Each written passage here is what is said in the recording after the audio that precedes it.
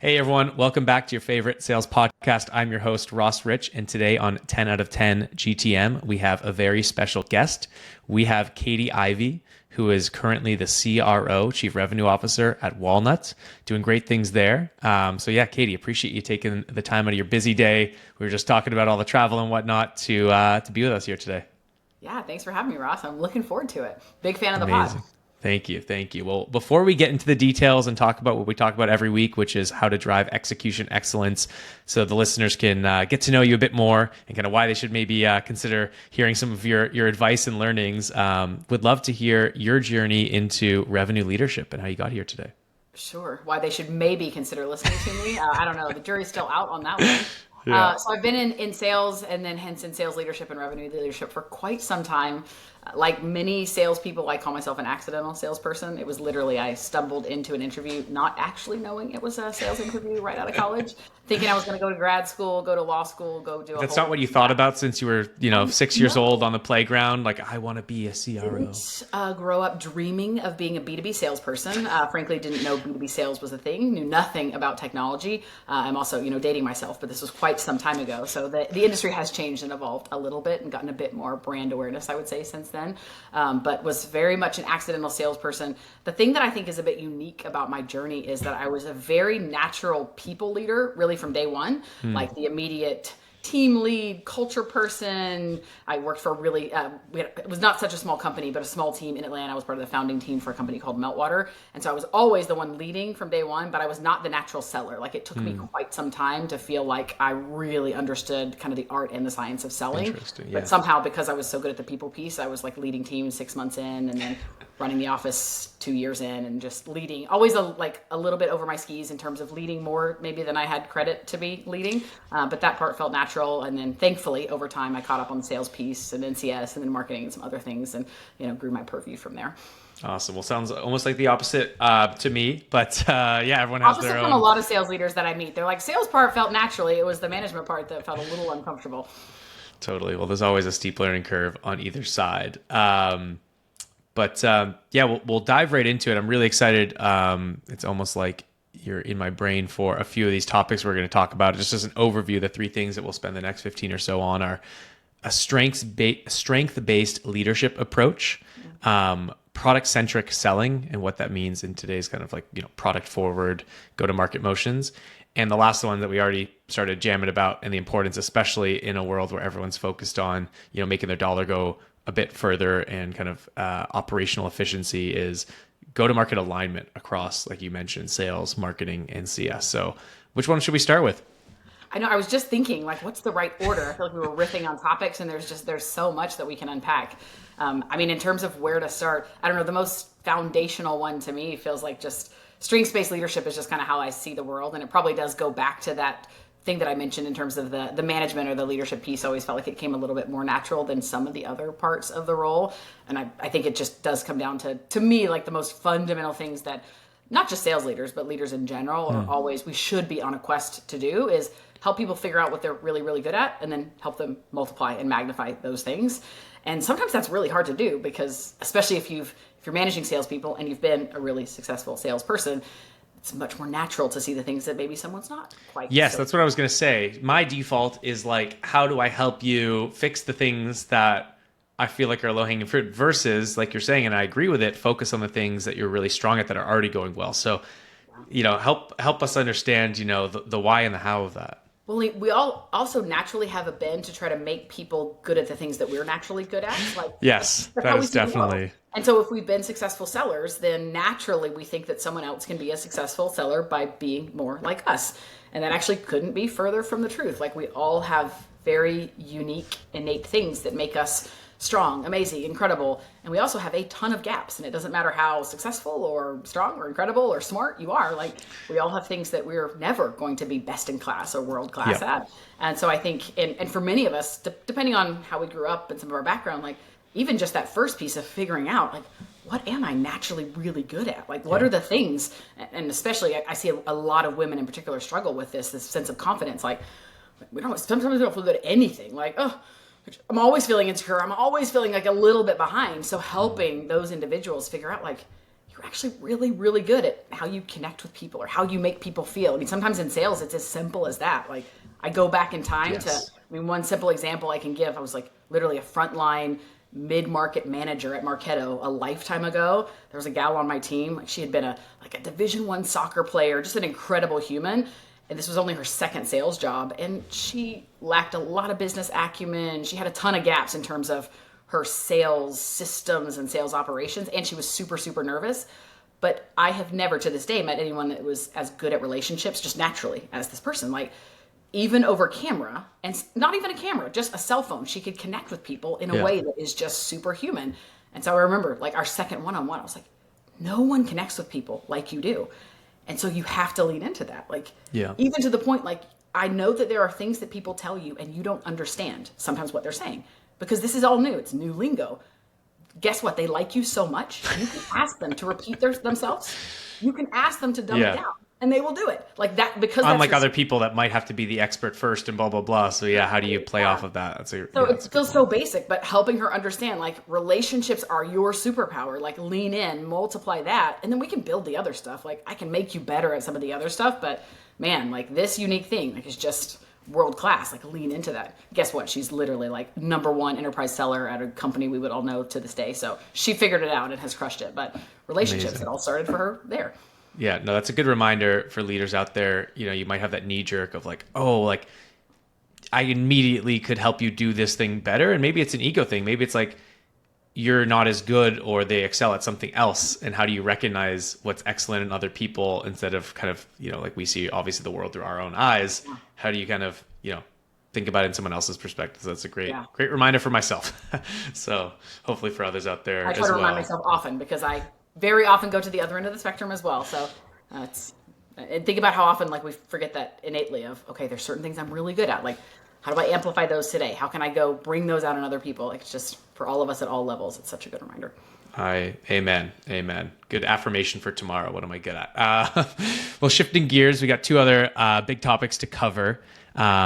Let's dive into this product-centric piece. And I know it also aligns to probably the reason why you're at Walnut is obviously the way that folks buy today, whether it's, evaluating new products or just even partnering from a self-serve motion, has completely changed.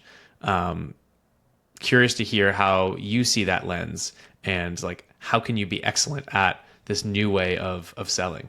Yeah, it is one of the reasons that I was drawn to Walnut initially. And just this concept of like, and you're younger than I am, but like we've seen so many shifts in how software and technology gets bought over the last 5, 10, 15 years. Like, I mean, it used to, back in predictable revenue days, it was like you made people work really hard before they got to see your product. And then it was still like gives and gets and everything had to be this very measured step-by-step process. And now for most of us, and don't get me wrong, there's still some very, very complex enterprise products where very in-depth technical selling is required. But the buyer is still in the driver's seat in a way that they were not, certainly 10 years ago, even 5 years ago. Yeah. They have access to a ton of information. They do a lot of their own education and their research before they ever talk to you as a salesperson. And then even once they're talking to you, they're doing a lot of that when you're not in the room. And so this concept, we talk about this a lot at Walnut, but it's really probably 10% of it's about our product. Most of it's just literally about the psychology of how things get bought.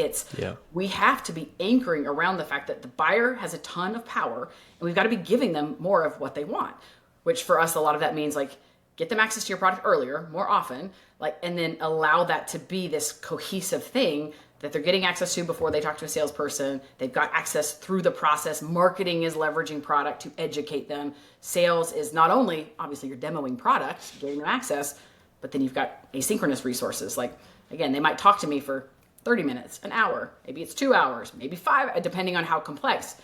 Double, triple, 4 times that is how much time they're spending on their own, doing their own learning or educating their own team. So make sure they've got, again, product-centric resources that they can leverage when you're not in the room.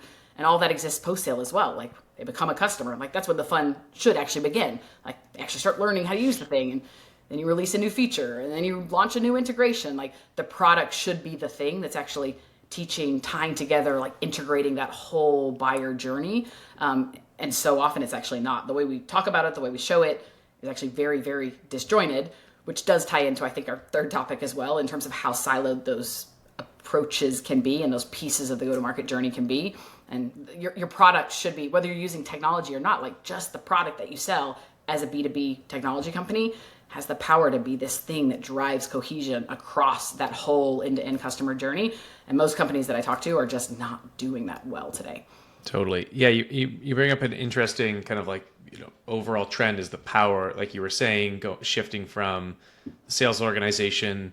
I think part of it too is there were fewer alternatives. Yes. So you had a bit of, not just from understanding and testing out the product, but honestly the options out there. Yes. And obviously with the cost of developing software going down and now exponentially with AI, really interesting to see that continue. But the other piece that I think about when I think about product led is not just the power of the buying experience, but it really being built for end users. Yes. I feel like that's been a huge trend when you look at like maybe a Figma versus Adobe. Like how did they break out? How did a lot of these companies that built for the end user? Yeah. You can only have a product-led experience if it works for end users kind of out of the box. Yeah. Similar to Slack, right? It's like, hey, like that was kind of like a viral product internally. Could that have happened 5 years before, 10 years ago with the user design and experience that was built? So I think the bar for not just the evaluation process, but that initial adoption is just completely different. And you're 100% correct in that, and I agree with that sentiment. And the other interesting conversation we're having with so many customers, prospects, is they work for much more legacy technology, or they do not have the opportunity to create that type of virality, or maybe there's aspects of the product. Yeah, you're a huge disadvantage if you're not, and it's kind of like I think about, if you're gating your product for so long, like eventually they're going to find out. Eventually they're going to find out now, and there's many more options out there. And like, good luck if the one thing that you're doing is running a killer process outside of your product. Like, it's going to be exposed. I know. I have conversations. I'm like, wait, I'm sorry, you don't have a product tour anywhere on your website? Like, well, no, like we don't want to give anything away. Like we don't want our competitor. Well, then you're just behind. Like you were just behind. They're finding out. It's happening. Whether you like it or not, they're finding out. 100%, 100%. Yeah, no, it's an interesting dynamic. But I think we're seeing that shift very quickly, obviously, with the kind of the validation of your space and all the different players in it. But before we run out of time, the last piece we want to dive into kind of organically, I think, shifts from this product centricity to how do we align in that world of ungated, how do we align from top of funnel marketing and people finding out about us down to the evaluation and sales process to driving success and hopefully, growth and renewal with our customers? God, it is such an important topic. And I already mentioned Marketo. So I was at Marketo like in the old days, when we're talking about sales and marketing alignment, and every company now we talk about alignment, specifically sales and marketing, but even, product and marketing and sales and CS. But talking about it versus actually doing it and creating that experience for our customers end to end are, at least in my opinion, two very different things. And I think I have a very new appreciation for it now being in the seat that I'm in. This is the first time I've been a CRO, and it's the first time that I've owned pretty much the entire go-to-market journey. So I own marketing, sales, and CS, and all things post-sales. And so, of course, there's been tons of learning, and there continues to be tons of learning across each of those pieces. But or at least I certainly in the past had underestimated how important some of the fundamentals are. So you talk about, things like agreeing on how we're going to define an MQL and what's expected from marketing and what sales is going to do, and how, like, those are all actions. And of course we can align on those actions, but the fundamental pieces in terms of brand positioning, saying the same thing at every stage. Yes. The category that we're creating together, like how we talk about the product that we're building, how we're bringing that product to market, how we're talking about it during the sales process, what a customer should expect when they become a customer. Like, there's all these intangible things that are so important around this concept of alignment that really do feel like building blocks, but they're harder to write into a playbook, or they're harder to make like little steps, where it's like a step-by-step process. And I think for me, at least the first 6 months to a year that I was at Walnut, that's where a lot of where I've spent my time of unpacking, because we've got amazing people that work really, really well together that, on the surface are really aligned, same goals, marching to the beat of the same drum, like building great products, amazing customers. But when you layer down, like we're thinking about certain things differently. And so when you start thinking about literally that entire product to marketing to sales to post-sale experience, like we've got to be understanding deeply the problem that we're solving, who we're solving that problem for, and then what are the business outcomes that we're driving as a result of solving those problems. And until you can get aligned on that core piece of the positioning and the messaging, it's impossible to build the right like systems and operating layers on top of it to create alignment. So I think we talk about the systems and the operating layers on top a lot. I don't think we talk enough about the foundation that's required in order to the shared understanding. Yeah. I think like what I found is a lot of assumptions get made, and even if they're micro within a team, they can be, exponentially larger between teams. Right. Something I've been trying to, really, really figure out is we've been, kind of very meta, the core, scaling our own team. How do we think about that alignment and kind of execution excellence across, marketing, sales, post sales, et cetera. And I think it's, there's only so much, like you're saying, like you can have the systems and document. I feel like so much of it about is just the day to day.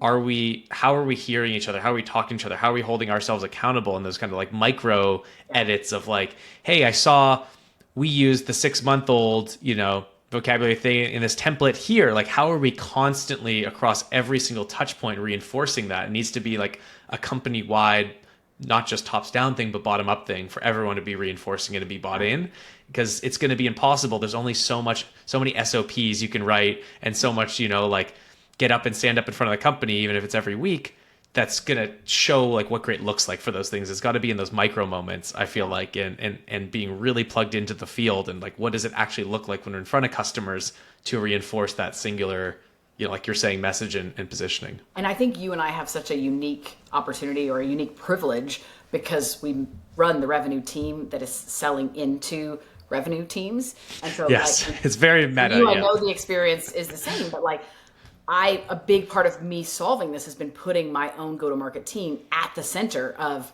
how we use our product, the point of view that we have in leveraging our own product, the experience that we're creating for our own buyers, and making sure that we understand that deeply, that we have a clear point of view, and that we are being the voice of the customer. Like we have to be customer zero and be very vocal about things that are going really well and where we need support and where we need help. And I think that, at least for us, like that's been such a huge unlock, which feels so obvious, but it's just been a massive accelerant of driving us forward. No, you make a good point, which is there's only so many people in a company that are going to have that holistic view, because you're saying all these other folks working hard, they're obsessed over that moment that they need to create with their customers. And that's how it should be. Yes. And if you don't have leaders obsessed with the holistic piece, that no one else is going to, right? And they can't, because that's just not the lens that they go into work every day with. And I think it's it's both a privilege and big challenge to how do you get out of the weeds. I find, this is one of the hardest parts of each of those pieces. And again, drive that, clear message and then be inspecting it every day. And you need, like, I think, amazing frontline leaders to be advocates for your vision across each of those teams to do that. Which is probably the biggest lever you have, right? Yeah, for sure. Awesome. Well, before we jet, any kind of final thoughts, especially in the product led world that you could leave with listeners today? Oh, final thoughts. I don't know. I feel like we've unpacked so many things, and they maybe feel somewhat disjointed, but there's this common theme around alignment and people management and making people better and accelerating growth, and all of these things I do think tie together in just in a lot of different ways. So I don't feel like I have any just one final nugget that's going to be like the No, you're right. If there's a way to summarize it, if you just stay focused on the right people and driving that alignment, good things happen. And, again, in that world of less gating in the go-to-market scene, you're asking people to do a lot more, right? Because then there's a lot more complexity than just saying, here's our thing. There's not many other things like it. I'm going to walk you through our own process. It's much more... there's so many more complexities when you're working across both internal teams and many folks on the customer side too. And right? One other thing, and you alluded to this, or we mentioned it high level, but with how many more alternatives people have, and that's only going to accelerate because AI is obviously certainly accelerating just how quickly new tech is getting built, and There's how many additional competitors there's going to be in every single category. Like Yes. that's challenging, but that's also an incredible opportunity for folks like us and people that work for us. Like the true competitive advantage in any sales organization, it's the people. Like the people, like what you bring to the table as an account executive, as a frontline Yeah. leader, as a people leader, the caliber of the questions that you ask, the level of your curiosity, your ability to connect, what's being said with the way that you drive business outcomes. Like AI can't replicate that, or at least not for a really long time. Like you Yeah. become the competitive differentiator and the moat in a whole new way, which is a lot of pressure, but it's really exciting as well. Couldn't agree more. That's a good place to end. Yeah, the bar raises as some of the easier things are automated. The bar raises on the complex things, and that's a great way to think about it. If you're out there trying to get 1% better every day, yeah, I think the opportunity for great salespeople to get paid a lot more, to be a lot more effective relative to the rest of folks goes up when other things get automated, and all that really matters is the hard stuff, right? Yeah, totally. Awesome. Well, this was super fun, Catie. Appreciate you taking the time out of the busy schedule, and yeah, looking forward to seeing you around. I'm sure we'll be at similar events. So this No was doubt awesome. we'll run into each other in person one of these days very soon. Thanks so much, Ross.